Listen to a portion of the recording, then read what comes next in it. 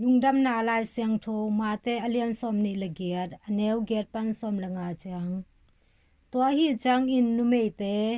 law le nuam ma thwa in han panin anung zui te kyanga to thu ko ding in manlang takin atayu hi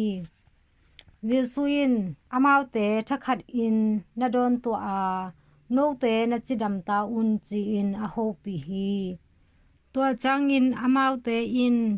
yesu kyanga hong payu a akhe ko in abia u hi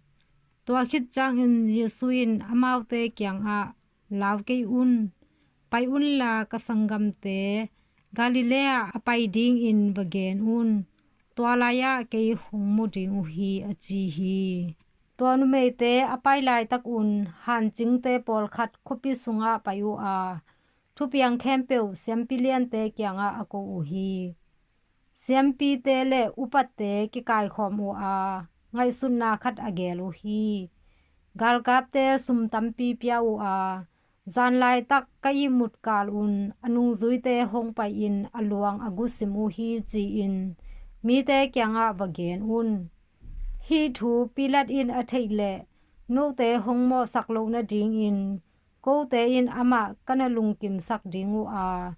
na boy lo na ding un kong hu ding u hi achi u hi to hi chang in gal kap te in sum te sang u a amau te akithu piak bang bang in a hi u hi